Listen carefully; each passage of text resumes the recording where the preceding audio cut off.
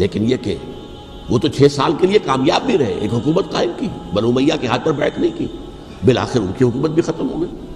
پھر حضرت زید کھڑے ہوئے، انہوں نے بغاوت کی، وہ بھی ناکام رہ گئے۔ پھر بنو عباس میں کھڑے ہوئے حضرت نفس زکیہ، حضرت حسن رضی اللہ تعالیٰ عنہ کے اولاد میں سے، وہ بھی ناکام ہو گئے، شہید ہو گئے۔ انہوں نے عوام کو ایسا کھڑا کیا ہے کہ 20,000 سے لے کر 30,000 کے درمیان انسانوں نے جانیں دے دی۔ عورتوں کے جلوس نکلے، شیرخوار بچہ گود میں ہے عورت کے، اور گولی کھا رہی ہے اور مر رہی ہے، گر رہی ہے۔ اب سوچئے زندگی کتنی عزیز ہوتی ہے، اور شیرخوار بچے کے لیے ماں کی جو زندگی ہے، اس ماں کو اپنی زندگی کتنی عزیز تر ہوگی کہ اپنے لیے نہیں تو اس بچے کے لیے مجھے جینا ہے، لیکن نہیں، گولیاں کھائیں تو گری۔ یہ جذبہ انہی میں ہے۔ واقعہ یہ ہے کہ اہل سنت کے اندر یہ جذبہ نہ ہونے کے برابر ہے۔ یہ میں واشگاف الفاظ میں کہہ رہا ہوں، پورے عالم اسلام میں صرف شیعہ ایران ایسا نکلا ہے کہ جس نے بادشاہت کا خاتمہ کیا، باقی سعودی عرب میں بادشاہت بیٹھی ہوئی ہے، ڈٹ کر بیٹھی ہوئی، اربوں ڈالر کا ایک ایک محل بنتا ہے ان بادشاہوں کا، اور سنی سن ہے، سن، کوئی حرکت نہیں۔ فرش التراب يضمني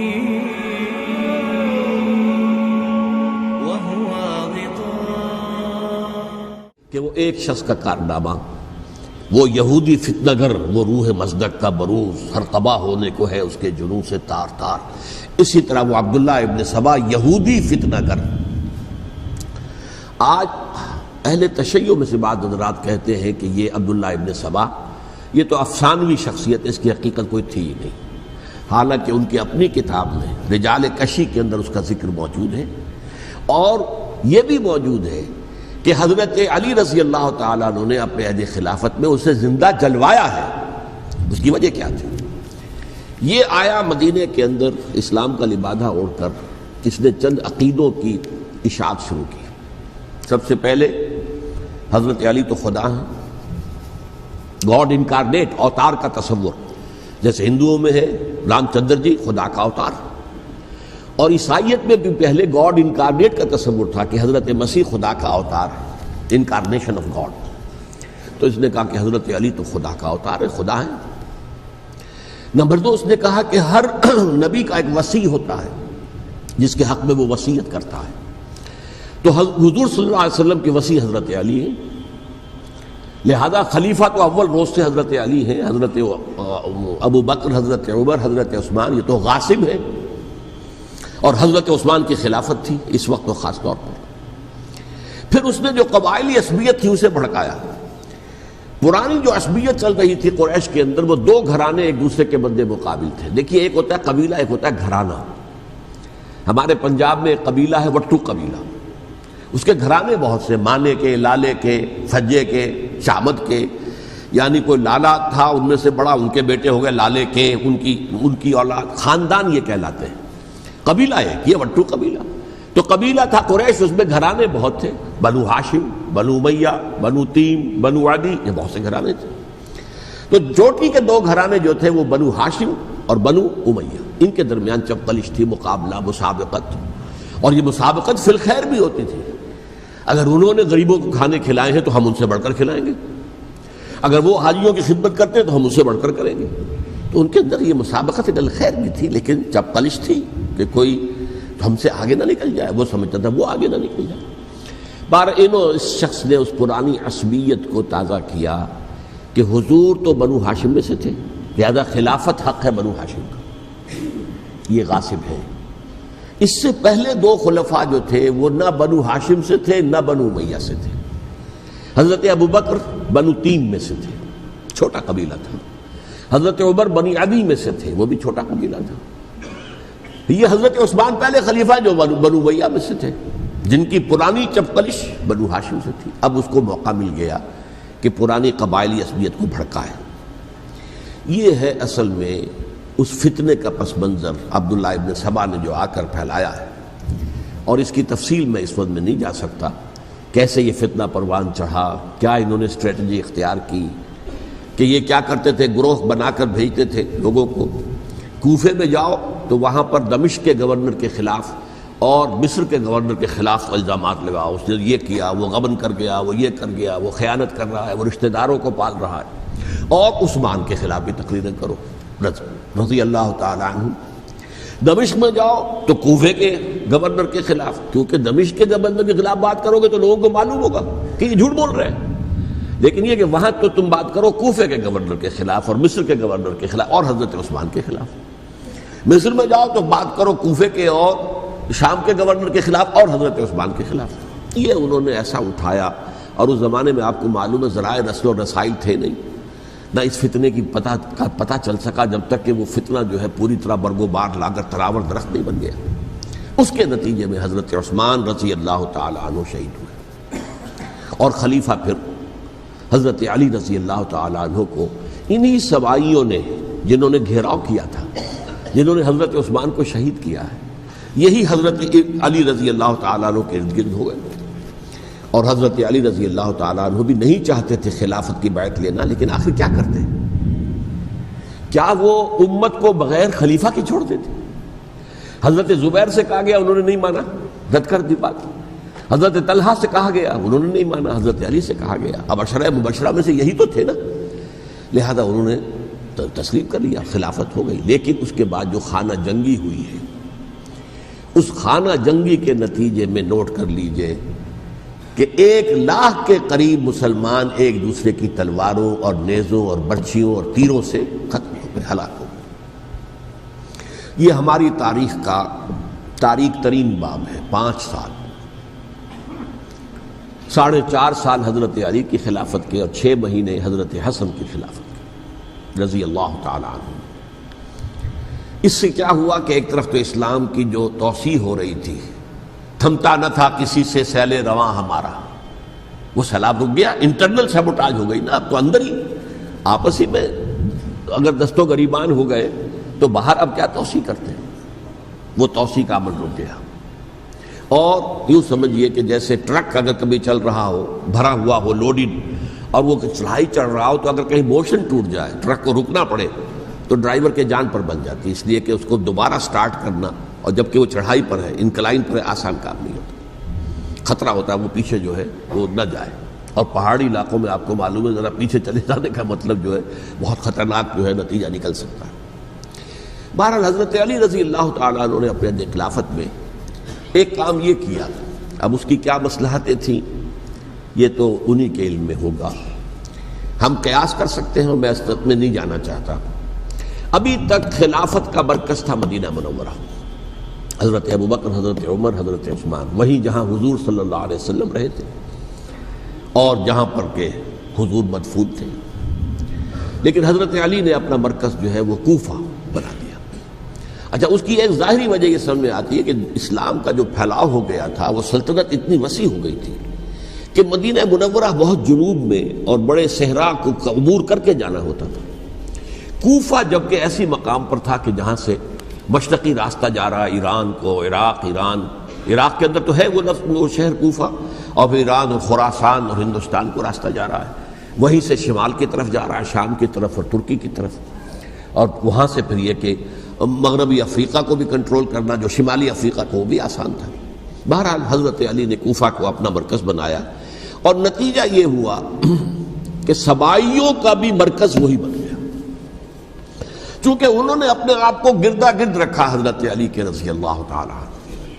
اب ظاہر بات ہے کسی پرٹیکولر پرسن کے خلاف تو کوئی مقدمہ موجود تھا نہیں، بلکہ جب جنگ جمل ہو رہی تھی، ابھی جنگ نہیں ہوئی تھی، حضرت عائشہ، حضرت طلحہ، حضرت زبیر وہ لے کر آئے تھے لشکر اس مطالبے کے لیے کہ حضرت عثمان کے قاتلوں کو سزا دی جائے، قصاص لیا جائے۔ حضرت علی رضی اللہ تعالیٰ عنہ سے گفت و شنید ہو رہی تھی، حضرت علی جو ہے اس پر آمادہ ہو گئے کہ ٹھیک ہے، میں جو بھی قاتلین عثمان ہیں ان کو گرفتار کر کے سزا دوں گا۔ عین اسی وقت کوفے کی مسجد کے اندر جو ہے 10,000 کا مجمع کھڑا ہو گیا، ہم سب قاتل عثمان ہیں، لو ہم سے بدلہ کہاں سے لوگے۔ اور انہوں نے کیا کیا، جاتے ہی جنگ چھیڑ دی، جب چھڑ جائے تو یا مرو یا مارو، اس کے علاوہ تو کوئی چارہ کار ہوتا ہی نہیں۔ ایک رات میں 10,000 مسلمان شہید ہوئے، جن میں 2 عشرہ مبشرہ میں سے حضرت زبیر اور حضرت طلحہ رضی اللہ تعالیٰ عنہ۔ تو یہ صورت تھی، سبائیوں نے گھیراؤ کیا حضرت علی کا رضی اللہ تعالیٰ۔ حضرت معاویہ دعوے دار نہیں تھے خلافت کے، قطعاً نہیں، ان کا صرف ایک دعویٰ تھا، اور وہ یہ تھا کہ عثمان کے قاتلوں کو گرفتار کرو، یا خود سزا دو یا ہمارے حوالے کرو، ہم اس سے قصاص لیں گے۔ اس لیے کہ قبیلہ بنو امیہ کا تھا اور حضرت امیر معاویہ بنو امیہ میں سے، تو ایک خاندانی طور پر جو ہے ہم قصاص لیں گے ان سے جنہوں نے قتل کیا ہے حضرت عثمان کو۔ لیکن یہاں ظاہر بات ہے کہ حضرت علی رضی اللہ تعالیٰ عنہ کی طرف سے مطالبہ یہ ہوتا تھا تم پہلے میری بیعت کرو، میرے ہاتھ مضبوط کرو تاکہ میں ان کے خلاف کوئی اقدام کر سکوں۔ لیکن انہیں یہ اندازہ تھا کہ اگر میں نے بیعت کی تو ظاہر بات ہے کہ حضرت علی تک پہنچنے سے پہلے پہلے مجھے گردن اڑا دیں گے یہ لوگ، اس لیے کہ سبائی جو ہے وہ آپ کو گھیرے ہوئے۔ بہرحال ایک عجیب الجھاؤ، ایک ڈائلیما تھا جس کی وجہ سے یہ جنگ چلتی رہی، اور حضرت علی رضی اللہ تعالیٰ عنہ کو انہی کے شیعان علی ہی کے اندر سے وہ جماعت علیحدہ ہوئی تھی جس کو ہم خوارج کے نام سے جانتے ہیں، اور ایک خارجی ملجم ابن ملجم ہی نے حضرت علی کو شہید کیا رضی اللہ تعالیٰ عنہ۔ پھر حضرت حسن رضی اللہ تعالیٰ عنہ، اب دیکھیے کس قدر صحیح بات تھی جو حضرت علی رضی اللہ تعالیٰ عنہ نے فرمائی جب ان سے کہا گیا کہ کیا ہم آپ کے بیٹے حسن کے ہاتھ پر بیعت کر لیں رضی اللہ تعالیٰ عنہ۔ فرمایا نہ میں تمہیں اس کا حکم دیتا ہوں نہ میں اس سے روکتا ہوں، یہ تمہارا معاملہ ہے، امرہم شورا بینہم، تم اپنے باہمی مشورے سے جو فیصلہ کرو گے ٹھیک ہے، میں نہ حکم دیتا ہوں نہ روکتا ہوں۔ اس کا کیا مطلب ہے؟ باپ کے بعد بیٹے کی خلافت ہرگز حرام نہیں ہے، ورنہ کہتے کیسے ہو سکتا میرا بیٹا؟ نہیں، یہ نہیں کہا۔ حضرت عمر سے بھی کہا گیا تھا کہ اپنے بیٹے کو نامزد کر دیں، عبداللہ ابن عمر کو، تو انہوں نے جواب میں کیا کہا؟ اسے تو طلاق دینی بھی نہیں آتی۔ انہوں نے اپنی کسی زوجہ کو طلاق دی تھی اور اس میں جو صحیح ترین طریقہ ہے وہ اختیار نہیں کیا تھا، انہیں طلاق دینی تک نہیں آتی تو میں اسے خلیفہ بنا دوں۔ یہ نہیں کہا تھا کہ باپ کے بعد بیٹا خلیفہ نہیں ہو سکتا، یہ تو نہیں تھا، کہیں حرام نہیں ہے، نہ کتاب و سنت میں، نہ کوئی حدیث ہے، نہ کہیں قرآن مجید میں۔ تو حضرت علی نے بھی فرمایا رضی اللہ تعالی نہ میں روکتا ہوں نہ حکم دیتا ہوں، یہ تمہارا اپنا معاملہ ہے۔ بہرحال حضرت حسن رضی اللہ تعالی عنہ نے حضرت امیر معاویہ سے صلح کر لی، خلافت ان کے سپرد کر دی۔ دیکھیے میں حضرت ابوبکر، حضرت عمر، حضرت عثمان، حضرت علی کے ساتھ حضرت حسن کے دور خلافت کو بھی خلافت راشدہ میں سے سمجھتا ہوں، اور تبھی 30 سال پورے ہوتے ہیں اس حدیث کے مطابق کہ حضور نے فرمایا خلافت 30 برس رہے گی پھر ملوکیت آ جائے گی۔ تو حضرت حسن کا بہت بڑا کارنامہ یہ ہے کہ اس خانہ جنگی کا دروازہ بند کر دیا، اور یہ پیشن گوئی تھی حضور کی صلی اللہ علیہ وسلم حضرت حسن کو جب بچے تھے حضور کے انتقال سے پہلے، میرا یہ بیٹا مسلمانوں کے 2 گروہوں میں صلح کرائے گا، یہ حضور کی پیشن گوئی تھی، اور وہ پیشن گوئی حضرت حسن کے علم میں بھی ہوگی یقیناً۔ بہرحال انہوں نے صلح کی حضرت امیر معاویہ کے ساتھ رضی اللہ تعالی عنہ، خلافت ان کے حوالے کر دی، اور کچھ شرائط تھیں طے ہو گئی، اللہ خیر سکتا۔ حضور کی تو یہ پیشن گوئی جو ہے صحیح ثابت ہوئی کہ میرا یہ بیٹا مسلمانوں کے 2 بڑے گروہوں کے درمیان صلح کرا دے گا، اور سبائیوں نے انہیں تانے دیے یا عار المومنین، اے مومنوں کے لیے موجب عار، موجب شرم، تم نے بزدلی دکھائی ہے، تم نے امیر معاویہ کو خلیفہ تسلیم کر لیا، تم نے بزدلی دکھائی، معاذ اللہ ثم معاذ اللہ ثم معاذ اللہ۔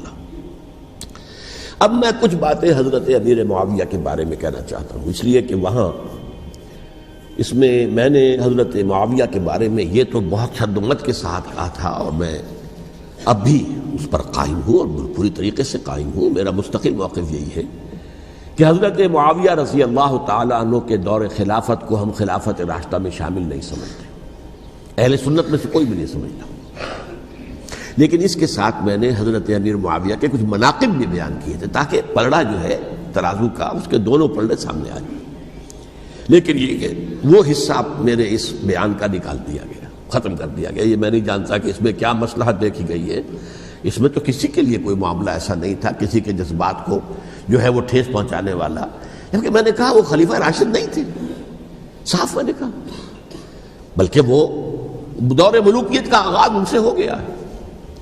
بلکہ جب ایک صاحب نے یہ کہا کہ کربلا کے بعد سے دور ملوکیت آ رہی تھی، تو میں نے کہا نہیں جناب، دور ملوکیت تو 20 سال پہلے پوری ہو چکی تھی، شروع ہو چکی تھی۔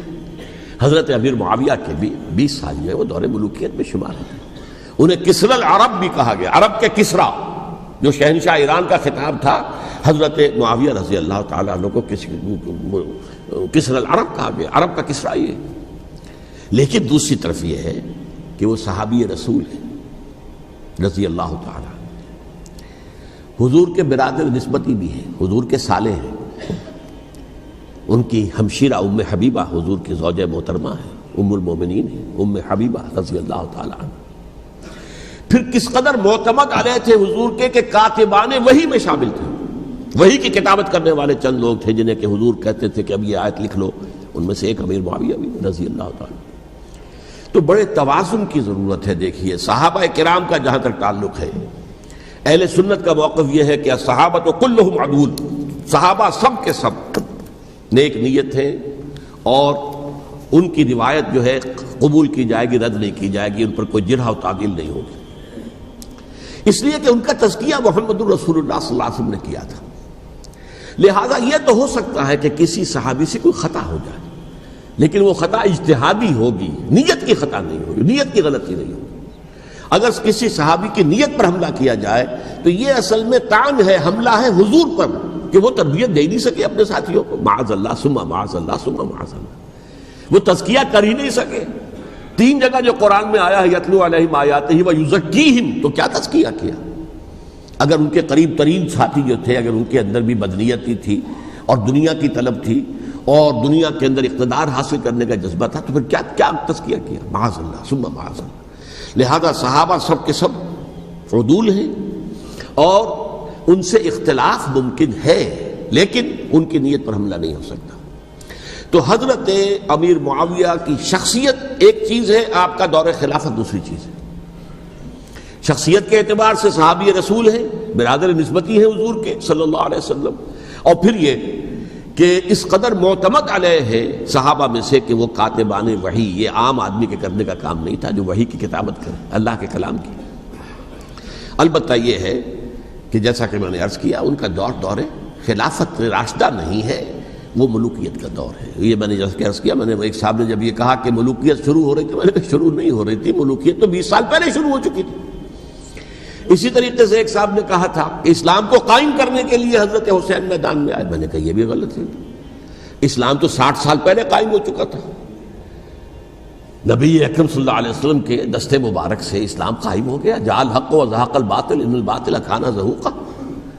پھر 30 برس تک وہ کامل شکل کے اندر قائم رہا. تو اسلام جو ہے وہ جو ہے در حقیقت اب قائم کرنے والی بات نہیں تھی. البتہ اس کے اندر زوال شروع ہو گیا تھا. اس زوال کے عمل کو روکنے کے لیے حضرت حسین میدان میں آئے. یہ ایک چیز کو صحیح تاریخی پرسپیکٹو میں رکھنا. تو جس طرح سے دین کو قائم کرنے کے لیے دیکھیں، قائم تو کیا محمد رسول اللہ صلی اللہ علیہ وسلم والذین معہ رضی اللہ تعالی عنہ، انہوں نے کیا تھا. ہاں اب جو ہے وہ اپنی اس شاندار حیثیت سے نیچے گرنے لگا تھا. وہ میں بعد میں عرض کروں گا کہ میں نے اسے کیا عرض کیا تھا کہ یہ اس زوال کو روکنے کے لیے کسی طریقے سے یہ اپنی اصل حقیقت میں قائم رہے. یہ حضرت حسین رضی اللہ تعالیٰ عنہ کی سعی تھی. اچھا، حضرت امیر معاویہ کے جو 20 سال ہیں وہ پورے امن، سکون، اطمینان، کوئی جھگڑا، کوئی فساد، کوئی اختلاف، کوئی باہمی فانت جنگی، کچھ 20 سال. یہ بھی تاریخ کی بڑی چشم کشا حقیقت ہے جو عام طور پر لوگوں کے علم میں نہیں ہے. سبائی بھی دبکے رہے. حضرت امیر معاویہ کی حکومت اتنی مضبوط تھی، کنٹرول، کہ ان کو کچھ سر اٹھانے کا موقع نہیں ملا. موجود تھے، دبکے رہے. جیسا کہ میں نے کہا، ریولوشن کے آخری مرحلے پر آ کر جو مخالفین ہیں وہ دب جاتے ہیں کہ پھر دیکھیں گے، موقع ملے گا تو پھر لیں گے ان سے حساب کتاب. 20 سال رہے ہیں پورے امن کے. 10 سال کے بعد یعنی درمیان میں ہے حضرت امیر معاویہ کا عہد خلافت. ایک صحابی جو کہ بزرگ صحابہ میں سے ہیں، مغیرہ ابن شعبہ رضی اللہ تعالی عنہ، وہ آتے ہیں اور وہ کہتے ہیں کہ دیکھیے امیر المومنین، کتنی بڑی خانہ جنگی رہی تھی مسلمانوں کی آپس میں، اور اب بھی اگر آپ کسی کو نامزد کیے بغیر چھوڑ گئے امت کو تو پھر خانہ جنگی ہو جائے. 1 لاکھ اس وقت جو ہے وہ ہلاک ہوئے تھے، نہ معلوم اب کتنے ہلاک. لہٰذا آپ اپنی زندگی ہی میں نامزد کر دیجئے کسی کو خلیفہ، ولی عہد بنا دیجئے. حضرت امیر معاویہ نے ابتداءً جو ہے انکار کیا نہیں، لیکن ان کے دلائل ایسے تھے وزنی، اور میں سمجھتا ہوں کہ وہ بات صحیح تھی جو مغیرہ ابن شعبہ نے کہی، اس لیے کہ اب صحابہ کرام میں سے جو کبار صحابہ تھے وہ تو سب دنیا سے رخصت ہو چکے تھے. اب تو یا صغار صحابہ رہ گئے تھے جو حضور کے زمانے میں بچے تھے، حضرت حسن، حضرت حسین، عبداللہ ابن زبیر، یہ بچے ہی تھے نا، یا تو وہ تھے، اور یا بالکل نو مسلم تھے، اور نو مسلموں میں بڑی تعداد وہ تھی جو ایرانیوں کی تھی، شامیوں کی تھی، ادھر کی تھی، ادھر کی تھی. تو ان کو تو ظاہر بات ہے کہ تربیت نبوی سے کیا خلافت راشدہ سے بھی اکثر و بیشتر کو کوئی حصہ ملا ہی نہیں. تو اس صورت میں اب وہ اعلیٰ ترین معیار پر حکومت کے نظام کو قائم کرنا ممکن نہیں ہے. کوئی قبائلی عصبیت جب تک حکومت کی پشت پر نہیں ہوگی حکومت مستحکم نہیں ہوگی. یہ گویا کہ ایک جس کو کہتے ہیں کہ حقیقت بینی، واقعیت پسندی، ایک آئیڈیلزم ہے اور ایک ریئلزم ہے کہ آپ فیکٹس آن دی گراؤنڈ کو غور کریں، سوچیں اس کے اوپر اور پھر کوئی فیصلہ کریں. اس اعتبار سے پھر حضرت امیر معاویہ نے بات مان لی اور بیعت لے لی لوگوں سے حضرت یزید کے لیے کہ یہ خلیفہ ہوں گے میرے بعد. اس کو ولی عہدی کہتے ہیں. اچھا، اس وقت 5 افراد ایسے تھے کہ جنہوں نے اس سے اختلاف کیا. یہ بات بہت اہم ہے. میرا کتابچہ ہے سانحہ کربلا، اس کے کچھ نسخے آج یہاں ہوں گے، آپ لوگ پڑھیے اسے غور سے اور پھیلائیے تاکہ حقیقت سامنے آئے. 5 افراد کون تھے جو ہونے چاہیے؟ ابو بکر فوت ہو گئے، ان کے بیٹے عبد الرحمن ابن ابی بکر. عمر فوت ہو گئے، ان کے بیٹے عبداللہ ابن عمر. عباس فوت ہو گئے، ان کے بیٹے عبداللہ ابن عباس. زبیر فوت ہو گئے، ان کے بیٹے عبداللہ ابن زبیر. اور حضرت حسن جو ہے ان کا انتقال ہو چکا تھا، حضرت علی کے بیٹے حضرت حسین رضی اللہ تعالی عنہ مجمعین. حضرت حسن کے بارے میں ایک فریق کا کہنا یہ ہے کہ انہیں زہر دے کر ہلاک کیا گیا.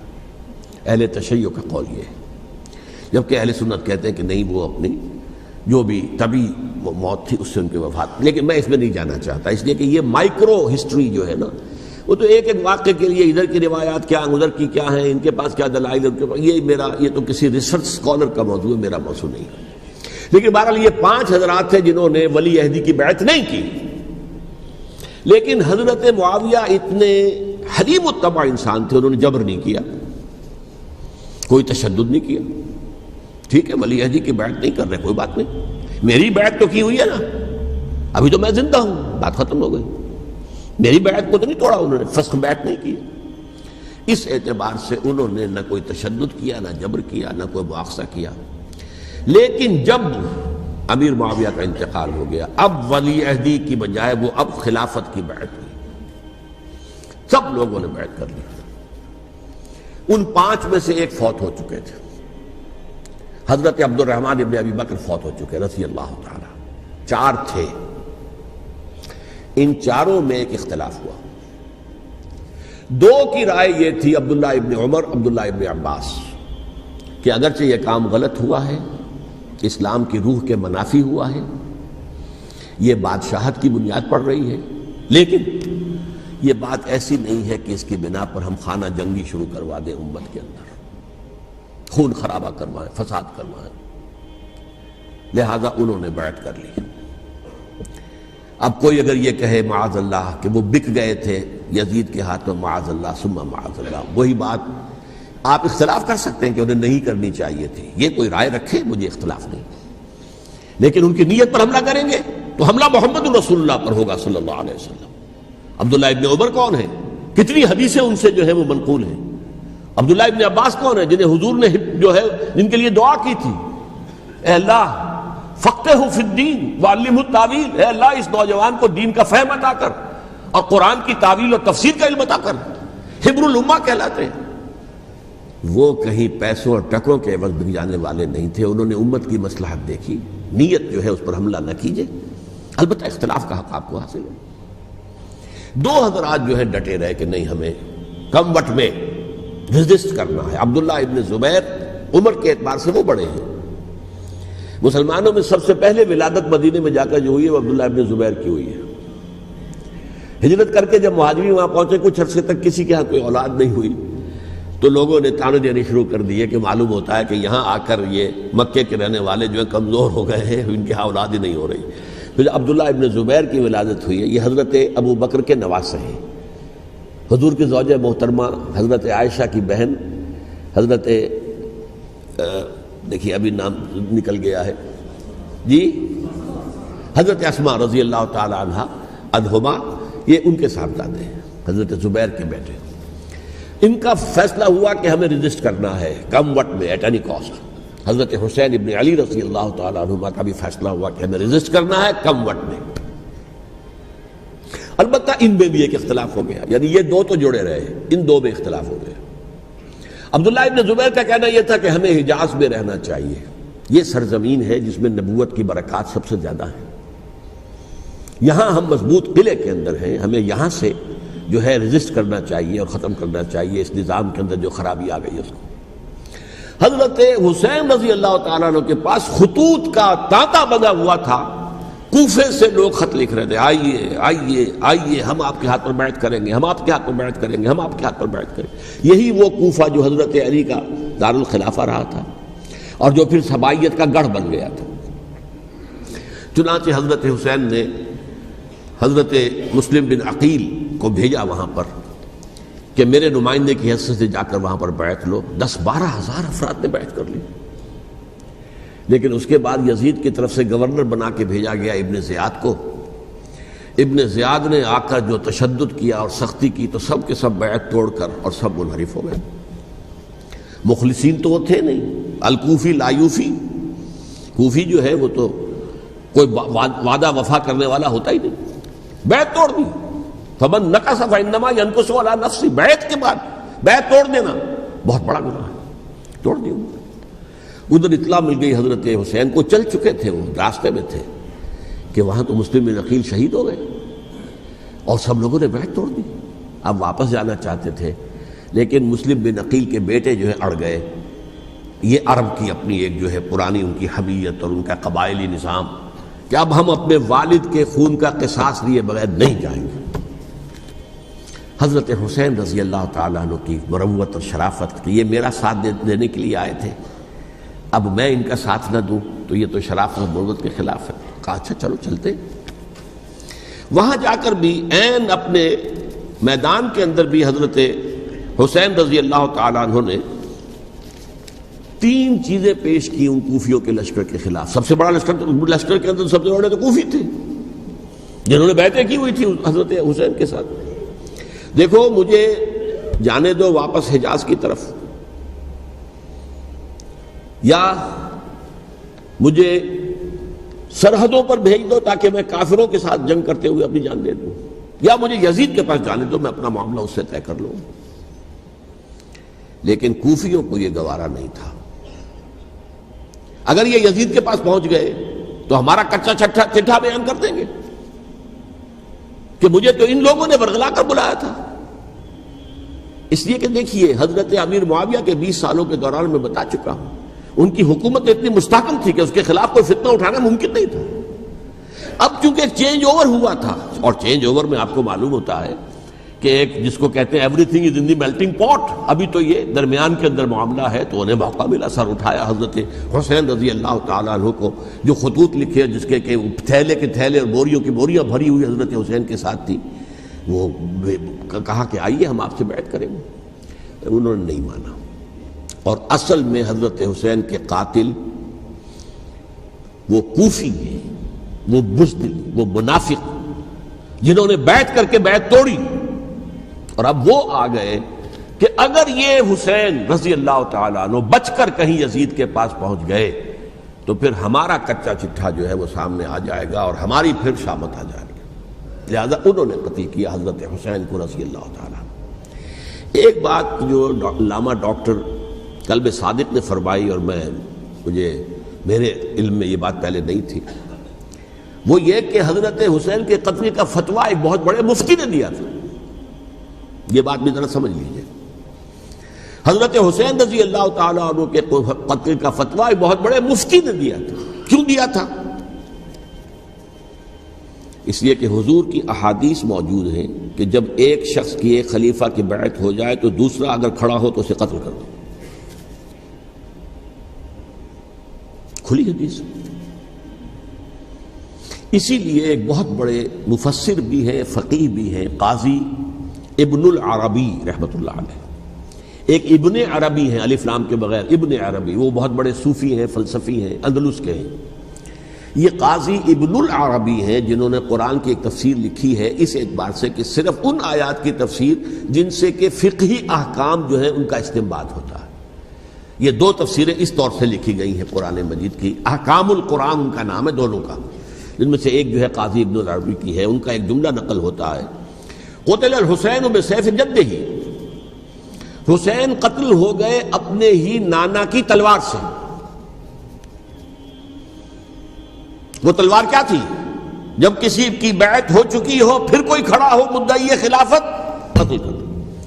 میرے نزدیک حضرت حسین مدعی خلافت نہیں تھے. یہ بات اس وقت سامنے لوگوں کے نہیں آئی، بلکہ حکومت نے یہ باور کرا دیا کہ یہ تو باغی ہے، یہ مدعی ہے خلافت کے. انہوں نے تو دعویٰ نہیں کیا خلافت کا، وہ تو صرف اس عمل کو روکنے کے لیے میدان میں آئے تھے. اور اس بات کو اچھی طرح سمجھ لیجئے کہ اس وقت تک یہ جو تصور آج ہمارے پاس ہے کہ ریاست علیحدہ ہے، حکومت علیحدہ ہے. State of Pakistan, we are loyal to the state of Pakistan. ہم ریاست پاکستان کے وفادار ہیں، گورنمنٹ آف پاکستان کے وفادار نہیں ہیں. We are not loyal to the government. Government تو کبھی بے نظیر کی تھی، ہم اس کے خلاف تحریک چلا رہے تھے، یا کبھی کسی اور کی تھی اس کے خلاف تحریک چل رہی ہے، یا کبھی ضیاء الحق کی تھی اس کے خلاف تحریک چل رہی ہے. گورنمنٹ کو بدلنا تو عوام کا حق ہے. آج اس وقت نہیں تھا. اس وقت ریاست اور حکومت کا کوئی فرق نہیں تھا. لہذا جو حکومت سے اختلاف کرے گویا کہ باغی ہے. یہ ہے اصل میں وہ پیچیدہ مسئلہ کہ کیوں کسی مفتی نے فتویٰ دے دیا. اس لیے کہ اس وقت تک ریاست اور حکومت کا فرق واضح نہیں تھا دنیا پر. یہ تو ابھی کوئی 100-150 سال کی بات ہے کہ آج ہمارا جو پولیٹیکل سائنس کا ایولیوشن ہوا ہے وہ اسٹیج تک پہنچ گیا ہے کہ اسٹیٹ علیحدہ ہے، حکومت علیحدہ ہے. حکومت تو اسٹیٹ کے 3 آرگنز میں سے ایک آرگن ہے. ایڈمنسٹریشن حکومت کی ہے، جوڈیشری ہے اور لیجسلیچر ہے. 3 آرگنز ہیں بڑے بڑے، ان میں سے ایک ہے. تو حکومت کو بدلنا تو عوام کا حق ہے، چاہے وہ ووٹ کے ذریعے بدلے، چاہے ایجیٹیشن. اگر پرامن ایجیٹیشن ہے اس سے حکومت کو بدلنے کا حق حاصل ہے دستوری طور پر ہر اعتبار سے. اس وقت یہ نہیں تھا. لہذا صورتحال یہ بن گئی کہ حکومت وقت نے باور کرا دیا مسلمانوں کو. ورنہ سوچئے نواسۂ رسول کو قتل کرنا کوئی آسان کام تھا. آخر سب کلمہ گو تھے کہ نہیں تھے؟ کلمہ گو تو تھے نا، اور حضور سے عقیدت اور محبت میں کبھی. لیکن یہ کہ فتویٰ اگر ایک بہت بڑے مفتی کا، جو کہ حضرت علامہ ڈاکٹر قلب ثاقب صادق صاحب نے فرمایا، مجھے اس مفتی کا نام بھی معلوم نہیں، کہ ایک مفتی ہی کا فتویٰ تھا وہ، جس کے بنا پر اب ان لوگوں نے حضرت حسین کو قتل کیا. اور یہی وجہ ہے کہ انہوں نے پھر خیموں کو بھی آگ لگا دی. وائی؟ حالانکہ دیکھیے اگر دشمنی کا انتقام ہوتا تو حضرت علی بن حسین جو بیمار تھے، جو بعد میں زین العابدین رحمت اللہ علیہ کے نام سے پھر یہ اہل تشیع کے چوتھے امام معصوم ہیں، حضرت علی، حضرت حسن، حضرت حسین، اور پھر حضرت علی بن حسین زین العابدین رحمت اللہ علیہ، کیا ان کو بھی قتل کر دیتے؟ حضرت حسین کی نسل ہی ختم ہو جاتی. لیکن نہیں کیا. آگ کیوں لگائی؟ آگ اس لیے لگائی کہ وہ جو ڈاکومنٹری پروف ہے ہماری غداری کا یزید کے خلاف حضرت حسین کو جو ہم نے دعوت دی، وہ جو ڈاکومنٹری پروف خطوط کی شکل میں موجود ہے وہ ختم ہو جائے، ڈسٹرائے ہو جائے. اس کے لیے انہوں نے خیموں میں آگ لگائی. بہرحال یہ ہے تاریخی پس منظر. یہ اسی سبائی فتنے کا تسلسل ہے جس نے سب سے پہلے حضرت عثمان کی جان لی رضی اللہ تعالیٰ عنہ. 5 سال تک مسلمانوں میں خانہ جنگی رکھی، حضرت علی کو پھر شہید کیا، اور اس کے بعد جو ہے 20 سال حضرت امیر معاویہ کے تو سر نہیں اٹھا سکے. لیکن پھر جب ایک چینج اوور ہو رہا تھا تو اس وقت انہوں نے موقع غنیمت سمجھا کہ اب کھڑے ہو جاؤ اور اب دوبارہ ایک فتنہ جو ہے اس کو امت کے اندر پیدا کر دو. اچھا، اس معاملے میں ایک بات جو میں نے وہاں کہی کہ ہمارے ہاں شاعرانہ جو مبالغہ آمیزی ہے، یہ میری گفتگو کا حصہ انہوں نے حذف کر دیا ہے.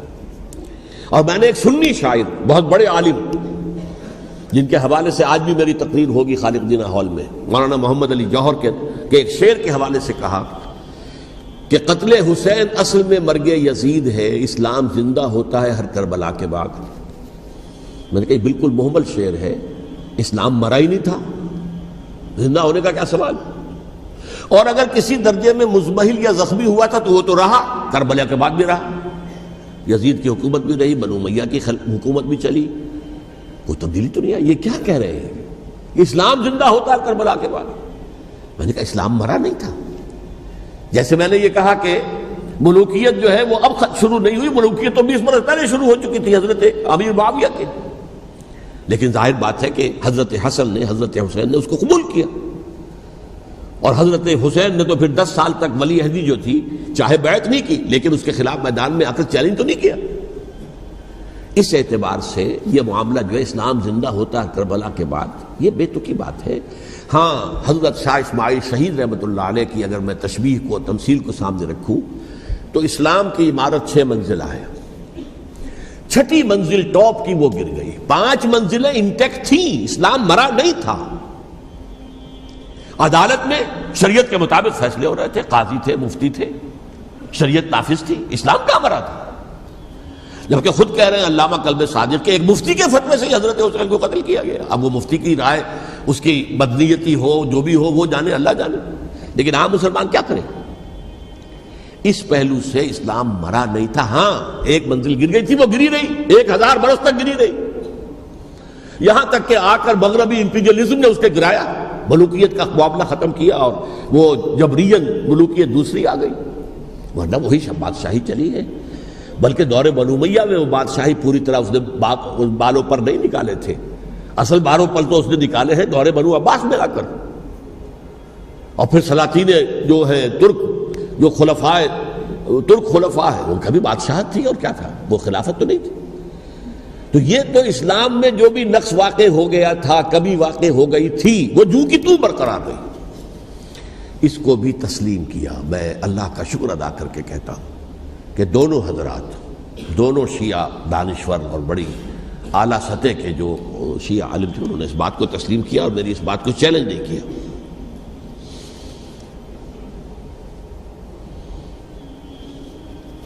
اصل میں تیسری بات میں نے یہ کہی کہ دیکھیے حضرت حسین رضی اللہ تعالی عنہ کی اس شہادت کے بعد، اس کے بعد واقعہ حرہ بھی ہوا، جو واقعہ کربلا سے بھی بعض اعتبارات سے زیادہ بھیانک اور زیادہ گھناؤنا واقعہ بنو امیہ کی تاریخ ہے، جس کو لوگ جانتے ہی نہیں۔ مدینہ کے کچھ لوگوں نے بغاوت کی اور انہوں نے اس کے خلاف فوج بھیجی، اور فوج کو جب مدینہ فتح کر لیا، 3 دن کے لیے حلال کر دیا، جو چاہو کرو، یہاں جسے چاہو مارو، جسے چاہو لوٹو، جس کا گھر چاہو برباد کرو، جس عورت کو چاہو ریپ کرو، اور یہ مدینہ النبی کے اندر ہوا۔ تو کاٹ کھانے والی ملوکیت کے اندر بہت سے واقعات ہوئے۔ عبداللہ ابن زبیر کھڑے ہوئے، انہوں نے حکومت قائم کی تھی، لیکن یہ کہ وہ تو 6 سال کے لیے کامیاب بھی رہے، ایک حکومت قائم کی، بنو امیہ کے ہاتھ پر بیعت نہیں کی، بالآخر ان کی حکومت بھی ختم ہو گئی۔ پھر حضرت زید کھڑے ہوئے، انہوں نے بغاوت کی، وہ بھی ناکام رہ گئے۔ پھر بنو عباس میں کھڑے ہوئے حضرت نفس زکیہ، حضرت حسن رضی اللہ تعالیٰ عنہ کے اولاد میں سے، وہ بھی ناکام ہو گئے، شہید ہو گئے۔ پھر یہ سمجھ لیا گیا کہ اب یہ جہاں تک 6ٹھی منزل ہے وہ تو دوبارہ تعمیر نہیں ہو سکتی، یہ تو جس کی لاٹھی اس کی بھینس، جس کے پاس طاقت ہوگی اس کی حکومت ہوگی، جس کا قبیلہ زیادہ قوی ہوگا، جس قبیلے میں زیادہ عصبیت ہوگی، مضبوط ہوگا، متحد ہوگا، طاقتور ہوگا، اسی کی حکومت ہوگی۔ البتہ اس کے نیچے لوگوں کے اخلاق کی اصلاح کرو۔ صوفیاء کرام نے وہ کام اپنے ذمے لیا، اور بالکل وہی کام ہے کہ جو ائمہ اہل بیت کرتے رہے۔ حضرت حسن کی اولاد میں پھر حضرت علی بن حسین رضی اللہ تعالی، حضرت حسین کی اولاد میں پھر امام محمد باقر، امام محمد جعفر صادق، اور اس کے بعد بھی 5 اور، کسی نے بغاوت نہیں کی۔ جیسے علماء کرام کام کر رہے تھے اور جیسے صوفیاء کرام کام کر رہے تھے، ایسے ہی وہ مسلمانوں کی علمی تربیت، روحانی تربیت و تزکیہ کر رہے تھے، کسی نے حکومت کو چیلنج نہیں کیا۔ نوٹ کر لیجیے اس بات کو۔ حضرت علی نے بھی چیلنج نہیں کیا تھا، حضرت حسن نے چیلنج نہیں کیا، خود صلح کر لی۔ تو ائمہ اہل بیت جو 12 یہ گنتے ہیں، جن میں سے آخری جو ہے حضرت مہدی کو تو ابھی ظاہر ہونا ہے، ان کے عقیدے کے مطابق وہ روح پوش ہیں، وہ ظاہر ہوں گے۔ لیکن 11 حضرات کے بارے میں یہ کہ حضرت حسین کے سوا کسی نے بھی چیلنج نہیں کیا وقت کے نظام میں، اور حضرت حسین نے بھی اس مغالطے پر کیا کہ کوفی ساتھ دیں گے، اور یہ موقع ہے کہ یہ جو چھٹی منزل اسلام کی گر گئی ہے اسے دوبارہ تعمیر کر دیا جائے۔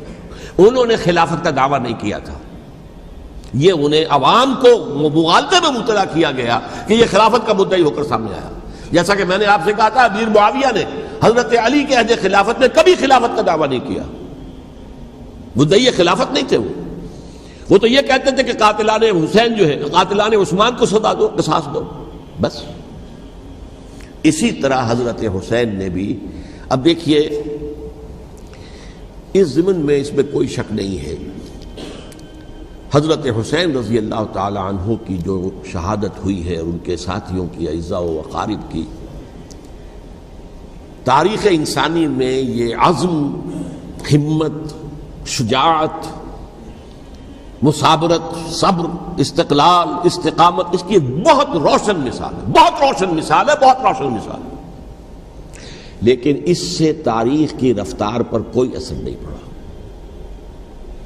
وہ جو ملوکیت آ گئی تھی وہ اور گہری سے گہری ہوتی چلی گئی۔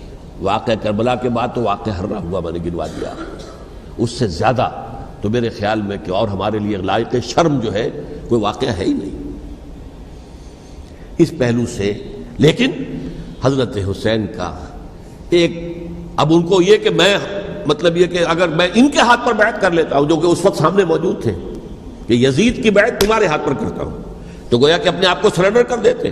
وہی خطرہ جو امیر معاویہ کو تھا کہ مجھے وہ تو پہنچنے بھی نہیں دیں گے علی تک رضی اللہ تعالیٰ عنہ، اور مجھے پہلے ہی شہید کر دیں گے، یہی خطرہ حسین کو تھا رضی اللہ تعالیٰ عنہ کہ مجھے یزید تک پہنچنے نہیں دیں گے، پہلے قتل کر دیں گے۔ اور ویسے بھی یہ ایک شرافت، مروت اور حمیت اور غیرت اور عزت نفس کا تقاضا بھی تھا کہ بھائی معاملہ ہے یزید کا، میرا مجھے وہاں جانے دو، اللہ اللہ خرسنا، یو کین اسکورٹ می، میرے دائیں بائیں چلو تاکہ میں کہیں اور بھاگ نہ جاؤں تمہارے خیال میں، مجھے وہاں پہنچا دو، میں وہاں پہ جا کے اسے معاملہ کر لوں۔ لیکن انہوں نے قتل کیا، اصل قاتلان کوفی، وہی سبائی۔ البتہ یہ ہے کہ اس واقعے کی جو یادگار ہے اس میں کوئی شک نہیں ہے کہ اس نے مسلمانوں میں سے ایک گروہ کے دل میں قربانی اور شہادت کا جذبہ بہت پیدا کیا، اس میں کوئی شک نہیں۔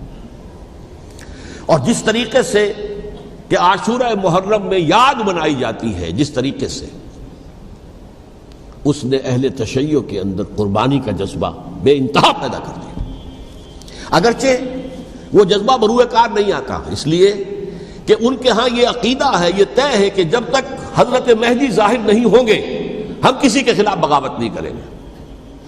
یہ پوری تاریخ میں ان کا معاملہ رہا، تمام جو ہے ائمہ اہل بیت کا معاملہ رہا، جب تک مہدی نہیں آتے keep sitting and keep waiting, wait and see, that's all. یہ تو خمینی صاحب نے کیا ہے، آیت اللہ خمینی صاحب نے، کہ انہوں نے یہ ایران کے شیعوں کو باور کرایا کہ بھائی جب آئیں گے حضرت مہدی آ جائیں گے، لیکن ہم اب ہاتھ پر ہاتھ رکھ کر بیٹھے رہیں، باطل کو چیلنج بھی نہ کریں، ہمیں کچھ تو کرنا چاہیے، وہ ہاتھ پاؤں ہلانے چاہیے، اور کچھ نہیں تو مہدی کا راستہ جو ہے صاف کرنا چاہیے، تمہید کرنی چاہیے، ان کے راستہ ہموار کیا جائے۔ تو یہ ان کی بڑی عظمت ہے آیت اللہ خمینی صاحب کی کہ اہل تشیع ایران کے جو ہے ان سے انہوں نے یہ بات منوا لی کہ ہم بالکل انرٹ نہیں بیٹھے رہیں گے، بلکہ اب انہیں نائب امام قرار دے کر اور ولایت فقیہ کے فلسفے کے حوالے سے، یہ دو چیزیں ان کی جو ہیں بنیادی فلسفے کی ہیں، وہ اس وقت میرا موضوع نہیں ہے، انہوں نے عوام کو ایسا کھڑا کیا ہے کہ 20,000 سے لے کر 30,000 کے درمیان انسانوں نے جانیں دے دی، عورتوں کے جلوس نکلے، شیرخوار بچہ گود میں ہے عورت کے اور گولی کھا رہی ہے اور مر رہی ہے، گر رہی ہے۔ آپ سوچئے زندگی کتنی عزیز ہوتی ہے، اور شیرخوار بچے کے لیے ماں کی جو زندگی ہے، اس ماں کو اپنی زندگی کتنی عزیز تر ہوگی کہ اپنے لیے نہیں تو اس بچے کے لیے مجھے جینا ہے، لیکن نہیں، گولیاں کھائیں اور گری۔ یہ جذبہ انہی میں ہے۔ واقعہ یہ ہے کہ اہل سنت کے اندر یہ جذبہ نہ ہونے کے برابر ہے، یہ میں واشگاف الفاظ میں کہہ رہا ہوں۔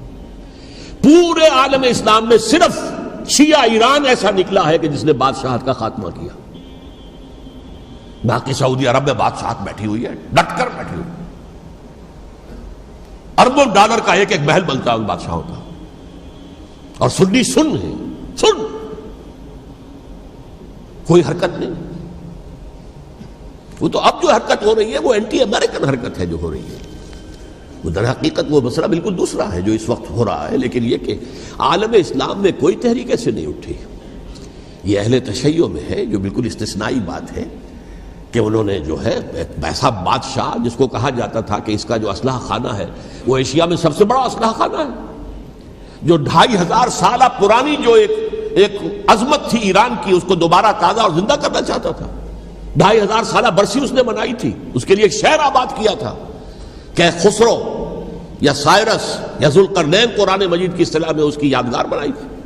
اور وہ سوچ رہا تھا کہ وہی عظمت دوبارہ ایران کی ہوگی جو کہ خسرو کے زمانے میں تھی, جس کا قرآن مجید میں سورہ کہف کے اندر ذکر ہے. مشرقی فتوحات, مغربی فتوحات, شمالی فتوحات. تو وہ بادشاہ ہے اس کو بھاگنا پڑا وہاں قربانی کی وجہ سے.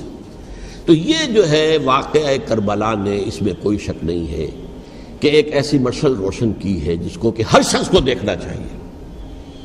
یہ بھی انسان, جیسے کہ اقبال نے ایک شعر کہا تھا غالب کے لیے, فکر انسان پر تیری ہستی سے یہ روشن ہوا ہے پرے مرغ تخیل کی رسائی تاک ہو جا. تو فکر انسان پر حضرت حسین کی قربانی سے یہ واضح ہوا ہے کہ انسان کس حد تک جا سکتا ہے قربانی دینے کے لیے اپنے کسی مقصد کے لیے. مقصد ان کا جو تھا, میں نے اسی لیے آیت پڑھی تھی, معاذ اللہ ثم معاذ اللہ. میں ایک آخری بات جو کہہ رہا ہوں وہ نوٹ کر لیجئے. ایک خاص انتہائی نقطۂ نظر کے عام کیے جانے کی وجہ سے سنیوں میں بھی ایک انتہائی رد عمل پیدا ہوا ہے. ایکسٹریم رائٹسٹ سنیز, اگر ایک طرف سے حملہ کیا گیا ہے حضرت عثمان کی نیت پر, ان کو خیانت کا الزام لگایا گیا, ان پر اقربا پروری کا الزام لگایا گیا, حضرت ابو موسیٰ شریف پر خیانت اور غداری کا الزام لگایا گیا, یہ ساری چیزیں اگر صحابہ کرام کے اوپر ہوئی ہیں, امیر معاویہ پر, امیر اور عمرو بن العاص پر, تو جواب میں کچھ لوگ کھڑے ہو گئے. حضرت علی وہ اقتدار کے طالب تھے, معاذ اللہ ثم معاذ اللہ ثم معاذ اللہ. یہ اہل سنت کا موقف نہیں ہے.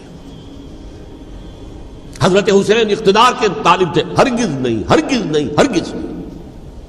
وہی اصول جو میں نے بتایا تھا سب کے لیے لاگو رہے گا. وہ امیر معاویہ کے لیے ہے تو حضرت علی کے لیے بھی, حضرت حسین کے لیے بھی ہے. یہ نیک نیت ہے. آپ ان کی کسی رائے سے اختلاف کر سکتے ہیں لیکن ان کی نیت پر حملہ نہیں کریں گے. نیت پر حملہ کریں گے آپ کا ایمان بالرسالت جو ہے وہ مجروح ہو جاتا. یہ رسول کے ساتھ بھی ہے, رسول نے ان کا تزکیہ کیا, یتلو علیہم آیاتہ ویزکیہم, اس کا سارا عمل محمد کا کیا ہوا صلی اللہ علیہ وسلم. تو صحابی کے معاملے میں یہ ہمارے ہاں ان کو اہل سنت جو ہیں جو معتدل مزاج کے, اکثریت ان کی, یہ تو چند لوگ ہیں ذرا قلم چلا لیتے ہیں تو ان کی بہت سی کچھ چھوٹی چھوٹی کتابیں بھی شائع ہو گئی ہیں بہت, لیکن انہیں اہل سنت نے قرار دیا ناسبی یا خارجی. جیسے خوارج نے کہا تھا حضرت علی بھی کافر ہیں اور حضرت امیر معاویہ بھی کافر ہیں, حضرت عمرو بن العاص بھی کافر ہیں, معاذ اللہ ثم معاذ اللہ. ایسے ہی کچھ لوگ حضرت حسین پر بھی الزام لگاتے ہیں کہ اقتدار کی ہوس اور طلب کے اندر انہوں نے یہ سارا سفر کیا تھا اور بس یہ ہے کہ وہ جو بازی تھی وہ ہار گئے. اللہ اللہ خیر صلی اللہ, اس سے آگے کیا ہے معاملہ, نہیں, معاذ اللہ ثم معاذ اللہ. اسی لیے میں نے آیت آج جو پڑھی تھی ایک اور جو بہت بظاہر آپ کو معلوم ہوئی ہوگی, غیر متعلق ہے میرے آج کے عنوان سے, تلک الدار الآخرۃ نجعلھا للذین لا یریدون علوا فی الارض ولا فسادا. یہ سورہ قصص کے آخری آیات میں سے. دیکھو یہ آخرت کا گھر جو ہے وہ ہم خاص کر دیں گے ان لوگوں کے لیے جو اس زمین میں اپنے اقتدار کے طالب نہیں ہوتے. زمین میں اقتدار کے طالب ہوگے فساد ہو جائے گا. تم بھی طالب, میں بھی طالب, جھگڑا ہوگا, لڑائی ہوگی, دنگا ہوگا, فساد ہوگا. تلک الدار الآخرۃ نجعلھا للذین لا یریدون علوا فی الارض ولا فسادا. جو لوگ زمین میں اپنے اقتدار کے طالب اور اس کے نتیجے میں فساد پیدا کرنے والے نہیں ہیں ان کے لیے ہم نے آخرت کا گھر خاص کیا ہے. والعاقبۃ للمتقین, اور عاقبت جو ہے, انجام کار, آخرت جو ہے وہ تو متقیوں کے لیے ہے. اسی میں آئیں گے سب صحابہ کرام, خواہ وہ حضرت علی ہے رضی اللہ تعالیٰ عنہ اور خواہ وہ حضرت امیر معاویہ ہیں, حضرت عثمان ہیں رضی اللہ تعالیٰ عنہما, خواہ حضرت حسن ہیں, حضرت حسین ہیں رضی اللہ تعالیٰ عنہما, خواہ عبداللہ ابن زبیر ہیں, خواہ عبداللہ ابن عباس ہیں, خواہ عبداللہ ابن عمر ہیں رضی اللہ تعالیٰ عنہم اجمعین. اس اصول کو سامنے رکھ کر اختلاف آپ کر سکتے ہیں کسی سے بھی, لیکن کسی کی نیت پر حملہ کریں گے تو اصل میں آپ کا ایمان بالرسالت مجروح ہو جائے گا۔ علی کو نبی اکرم صلی اللہ علیہ وسلم نے اپنا نائب بنا کر چھوڑا تھا جب غزوہ تبوک میں جا رہے تھے مدینے میں۔ حضرت علی نے کہا بھی کہ مجھے آپ عورتوں کے ساتھ بٹھا کے جا رہے ہیں۔ فرمایا تمہارا مقام میرے ساتھ وہی ہے جو موسیٰ کے ساتھ ہارون کا تھا۔ ہارون کو چھوڑ کر گئے تھے نا یہودیوں کے پاس جب گئے تھے تورات لینے کے لیے، تو تمہارا وہی مقام ہے میرے ساتھ۔ تو یہ حضرت علی ہیں رضی اللہ، ان کے بارے میں میرا ان کی کیا عظمت میری نگاہ میں۔ تو یہ 3 کتابچے ہیں، مجھے نہیں معلوم تیسرا یہاں ہے یا نہیں ہے، بہرحال آپ لوگوں کو ریکمینڈ کر رہا ہوں کہ ان کا مطالعہ کریں۔ اب یہ کہ آخری بات یہ کہ اصل ہمارے کرنے کا کام کیا ہے۔ دیکھیے کیوں نہیں کیا کسی نے بھی خروج کا معاملہ وہ میں واضح کر چکا ہوں، بغاوت نہیں کی۔ کیوں؟ ایک تو ریاست اور حکومت میں فرق نہیں تھا، ذرا کھڑا ہو اور وہ باغی قرار پائیں گے، واجب القتل ہو جائیں گے، فتوے کی زد میں آ جائیں گے، یہ معاملہ تھا۔ اور دوسرے یہ کہ عمارت پوری گری نہیں تھی، ایک منزل گری تھی نا۔ آج ہم کہاں کھڑے ہیں؟ پوری عمارت گری ہوئی ہے، نہ شرعی عدالتیں ہیں، نہ شرعی فیصلے ہیں، نہ احکام الہی نافذ ہے، نہ حدود اور قصاص کے معاملات، کچھ بھی نہیں۔ ہمارا فرض کیا ہے؟ حضرت حسین کی مدح کرتے رہیے، تعریف کرتے رہیے، صحابہ کرام کی مدح کرتے رہیے، مدح صحابہ، اس کے لیے مجلسیں قائم ہو رہی۔ بھائی کر کیا رہے ہو؟ تھے تو آبا وہ تمہارے ہی، مگر تم کیا ہو؟ ہاتھ پر ہاتھ دھرے منتظر فردا ہو۔ تلک امۃ قد خلت لہا ما کسبت ولکم ما کسبتم۔ وہ تو ایک امت تھی جو چلی گئی، اللہ کے ہاں پہنچ گئے۔ جو کچھ انہوں نے کمایا وہ ان کے لیے، تمہارے لیے نہیں ہے۔ تمہارے لیے وہ ہوگا جو تم کماؤ گے۔ ہمارے لیے راستہ اب یہی ہے کہ خلافت راشدہ کے مکمل نظام کو اثر نو قائم کرنے کے لیے منہج انقلاب نبوی کو اختیار کریں۔ میری کتاب اس پر، کیسٹس اس پر، آڈیو کیسٹس، ویڈیو کیسٹس، سی ڈیز، نہ معلوم ڈی وی ڈی، سب کچھ موجود۔ سیرت النبی پر تو میں عرض کر چکا ہوں، فلسفہ سیرت النبی سمجھنا ہے تو میری کتاب پڑھیے، ورنہ سیرت النبی آپ پڑھ لیں گے، واقعات معلوم ہو جائیں گے، فلسفہ سیرت سامنے نہیں آئے، اس کا آپ مطالعہ کریں گے میری کتاب سے۔ اور دوسرے یہ کہ یہ خلافت قائم کرنے کے لیے جو جد و جہد ہم کر رہے ہیں، تحریک خلافت پاکستان جس کا میں داعی ہوں ادنا سا، وہ تنظیم نہیں ہے، میں اس کا امیر نہیں، وہ ایک تحریک ہے۔ جیسے تحریک پاکستان کہلاتی تھی جس کی تنظیم تھی مسلم لیگ، پارٹی کا نام مسلم لیگ تھا، لیکن تحریک پاکستان، اس طرح تحریک خلافت پاکستان وہ ہم نے چلائی ہے تنظیم اسلامی کے تحت۔ یہ خلافت جب پہلی چلی تھی آج سے 84 سال قبل، نومبر 1921 میں خالق دینہ ہال میں وہ مقدمہ چلا تھا، جس کے نتیجے میں بڑے بڑے جو لیڈر تھے ہمارے، مولانا محمد علی جوہر اور مولانا حسین مدنی اور مولانا ابوالکلام آزاد، ان سب کو 2 سال کی قید کی سزا سنائی گئی تھی، بغاوت، مقدمہ بغاوت، یہ خالق دینہ ہال تھے۔ اسی میں سن 91 یا 92 میں میں نے 3 دن تقریریں کی تھیں، جن میں آج سے پھر میں 3 تقریریں کرنے والا ہوں، ایک آج شام کو، ایک کل شام کو رات 9 بجے، آج بھی کل بھی، ایک پرسوں اتوار کی صبح کو، 10 بجے ہے کیا؟ 11 بجے۔ تو ان میں آپ حضرات شرکت فرمائیں، تاکہ اصل جو ہمارے کرنے کا کام ہے، تاریخ کو بھی سمجھنا چاہیے، تاریخ کے عوامل کیا ہیں، کیا پس پردہ عوامل کار فرما تھے، کیا کسی شے کی اصل حقیقت ہے، وہ سمجھنا چاہیے۔